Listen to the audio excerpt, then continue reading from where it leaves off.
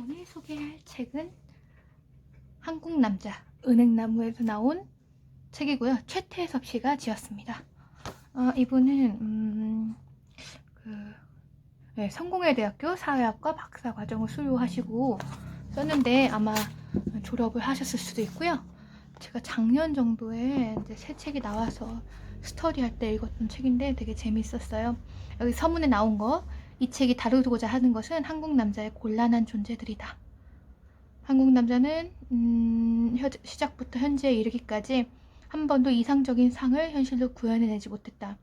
실패를 언제나 사회적 약자들에게, 특히 여성의 탓으로 돌려왔고, 사회적으로는 폭력과 억압의 주체이고 내적으로는 실패와 좌절에 묻어있다. 네, 이러한 작업이 필요한 이유는 먼저 이해하기 위해서요.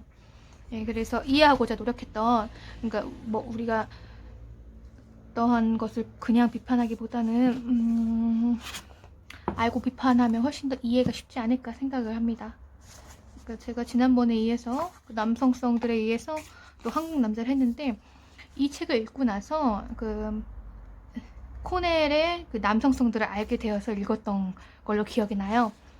이 책도 너무 재미있는 부분이 많아가지고 표시를 많이 해놨는데, 학술서적과 이 대중서적의 중간에서 인용도 굉장히 많이 되어 있고, 그러니까 재미있게 쓰는 글을 굉장히 잘 쓰신 분이라고 저는 생각을 했어요. 여기서 이제 신자유주의적인 분위기로 인해서 프리타족과 니트족이 나왔다는 것, 이 니트족도 이제 청년 세대를 얘기할 때 많이 쓰는 아마 no employment 이런 걸 거예요. 일을 하지 않는, 고용하지 못하는 세대. 그리고 일본어로는 프리타족이라고 하잖아요. 프리타가 이런 것들이 나타나는데, 이것이 이제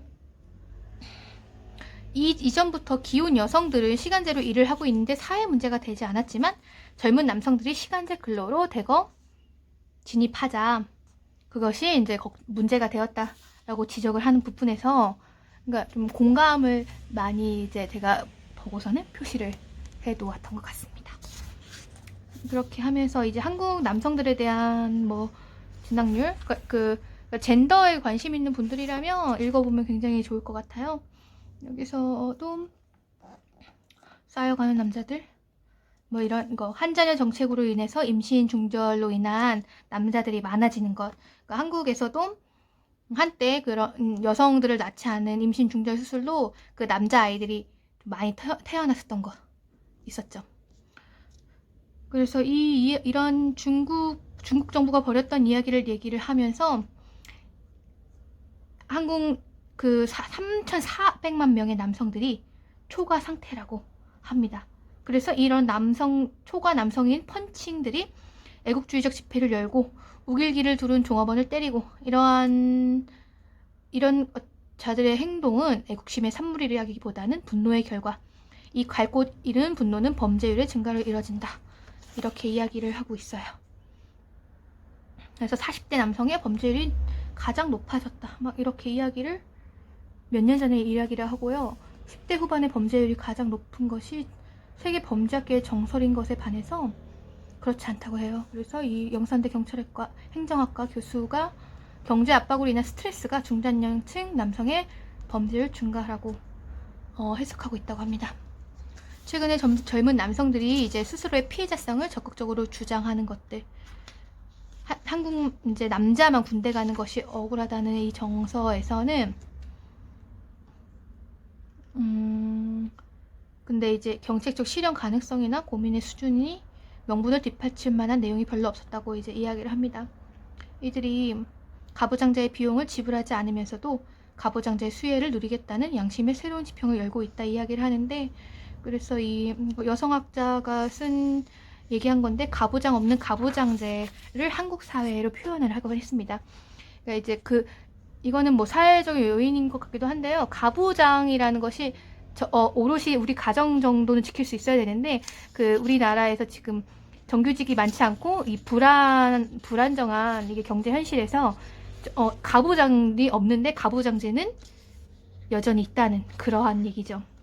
진짜 남자에 대해 이야기를 하면서 신체적으로 굉장히 이제 센 남자를 처음에는 했었다는 것들, 얘기를 하는데 여기서 그 베어 그릴스 얘기를 나와요. 제가 베어 그릴스는 보진 못했지만 그 자연에서 생존하는 남성에 대한 이야기인데 실제 이 베어 그릴스를 연출하기 위해서는 엄청나게 필요한 것들의 목록, 자연과 홀로 맞서는 고독한 늑대가 아니라 카메라맨과 뭐 지리학, 생물학, 의학 등 많은 지식들이 동원되고, 그래서 뭐 이제 그 베어 그릴스가 뜨거운 용암지대를 탈출하는 한 영상이 전혀 위험하지 않은 곳에서 촬영되었다는 것, 뭐 이런 것들. 그리고 그의 배경이 이 영국 보수당 중진 의원의 아들이다, 그리고 뭐 이튼 칼리지 출신이다라고 이야기를 하는 것들. 그래서 우리가 알고 있는 가장 원초적이고 생존력이 강한 남자가 알고 보니 생존력을 발휘해야 하는 배경과는 거리가 먼 남자다 하면서 만들어진 남자에 대한 이야기를 합니다. 여기서 이제 우리가 여성도 만들어진다는 그런 보부아르라고 하는 그 여성학자가 말을 한 것처럼, 그러니까 이 남성성도 만들어진 것이다 라고 이야기를 해요. 그래서 새로운 남성성에서 강조된 것은 이제 규율이었다 이야기하면서 대의를 위해 장렬하게 산화하는 남자에 대한 찬양들이 이루어지는 것. 그래서 남성성 이상형의 가장 큰 문제는 그 이상형에 맞는 남자를 현실에서 찾기가 어렵다는 것.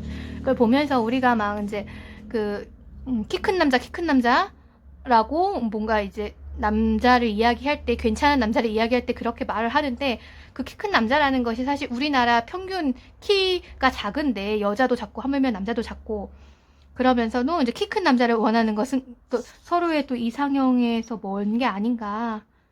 그러니까 우리가 다 이상과는 먼 것이 아닌가. 그것을 찾기 위해서 무엇을 해야 하는지, 그런 생각이 좀 들었습니다. 그래서 코넬 이야기가 나오고 헤게모니적 남성성. 그러니까 되게 돈 잘 버는 그러한 남자가 좋다곤 하지만 사실 이 우리나라에서 정말 잘 버는 사람이 얼마나 될까요? 근데 이것도 이제 다 만들어진 남성성이 아닐까. 한국의 헤게모니적 남성성이 돈 잘 벌고 뭔가 이제 키도 크고 그래야 되는 것이, 그것을 구현하는 게 상당히 어렵고 그런 남자가 있었을까 이런 생각이 들었습니다. 한국 남자의 우울한 기원에 대해서 뭐 이야기를 하고, 과거에 남자들의 덕목에 대해서 학문을 공부하는 일 외에는 다른 영역에 관심을 두는 게 허용되지 않았던 그 사대부, 가정사를 돌보지 않는 것이 양반 사대부의 미덕이었다는 것. 수입된 남성, 이런 남자들은 남성성에 대한 요청에 민족주의의 발흥과 함께였는데, 한국이 또 민족이나 국가가 온전히 존재하지 않았고 식민 통치하에 있었잖아요. 당시에 1900년대 초기에 그러한 좀 모순점이 있었어요. 그런데 초창기 한국 남성들이 서구 열강과 일본으로부터 남자 되기를 학습했다. 그런데 이를 뒷받침할 수 있는 제도나 자원이 없는 상황에서 다소 공연불에 불과했다. 구한말의 지식인들이 새로운 남자의 이상형으로 꿈꿨던 군인은 실제로는 무절제하고 행패를 부리는 골칫거리에 가까웠다. 제가 왜 김두한이라고 써놨네요.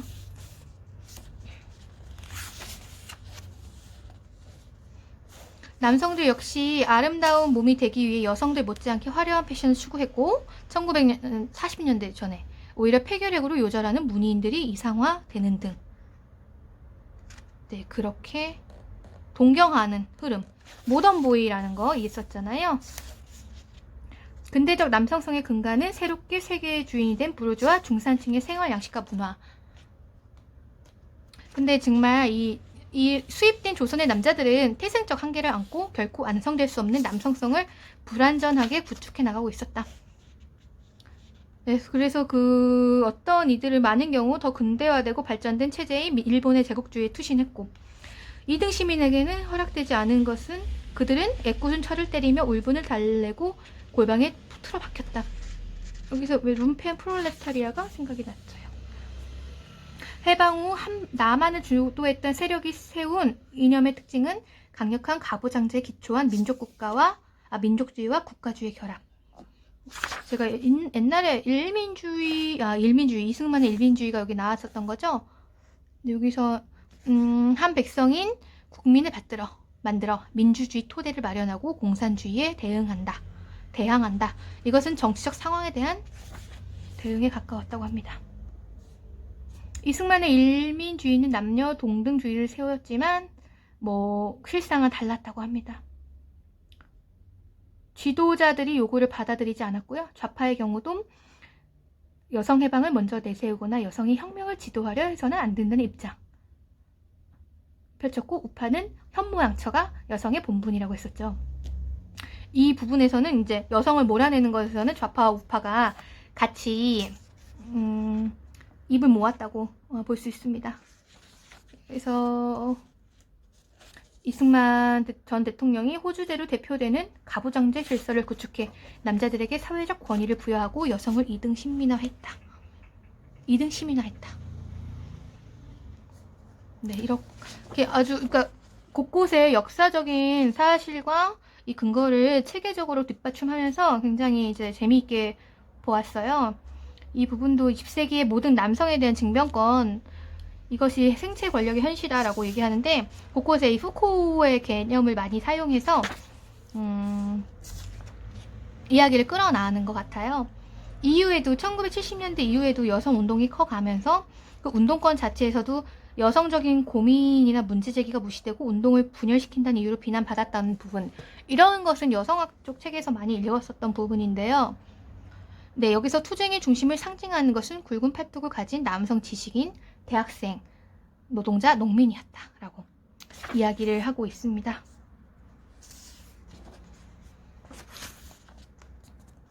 그래서 이 책도 한번 이런 부분에 관심 있는 분들은 꼭 얘기를 읽어봤으면 좋을 것 같고요.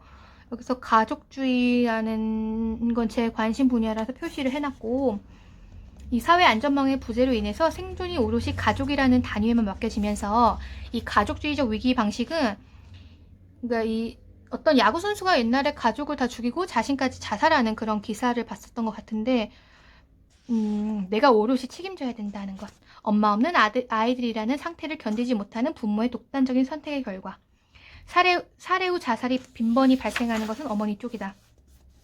이런 부분에 대해서도 지적을 하고 있습니다. 제가 표시한 것만 조금 더 보면, 여기서는 2018년 밝혀진 국군 기무사령부의 계엄령 선포 계획. 이게 왜 나왔나 모르겠지만, 이거는 예전에 보았던 영화 모비딕에서 그 기무사의 민간인 사찰 사건을 영화한 건데, 이것도 한번 보시면 좋을 것 같아요.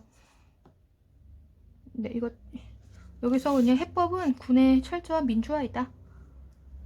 이러한 집단적 외상 후 스트레스 장애를 해결하지 못하면 한국의 남성성은 지금의 남자 문제를 그러하는 채 고착되어 있을 것이다. 된장녀 탄생에 대해서 나왔고, 백인 여성에 대한 한국 남성의 관심, 백인 여인과의 만남이라는 카페의 이름.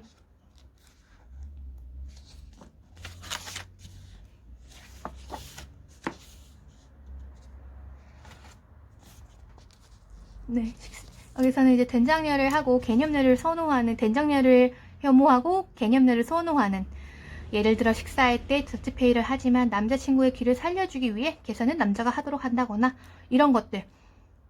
자신에게 정말로 경제적 사회적 의존을 하기 바란다기보다는 적은 노력과 투자로 의존에 뒤따르는 신뢰와 존경만을 보내주길 바라는 유아적이고 이의적인 방식을 원한다고 말할 수 있다.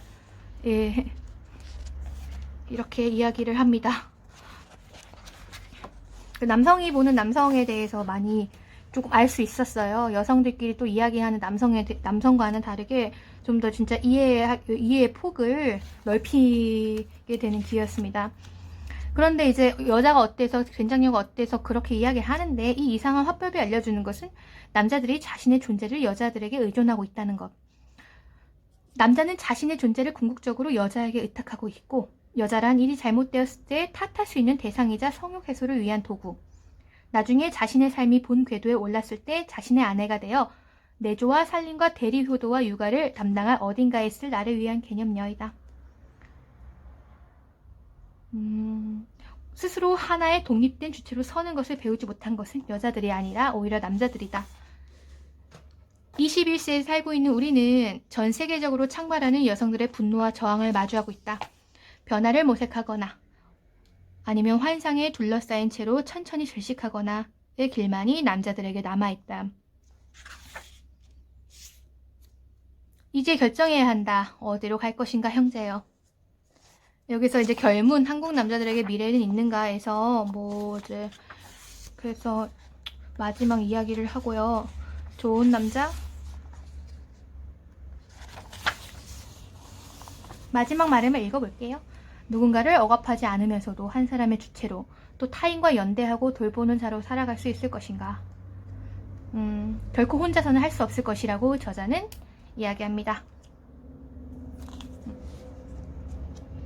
감사의 말과 함께 끝났고 홍성수 변영주 님의 추천사도 있었고요. 꼭 한번 읽어보시면 재미있을 거라 생각됩니다.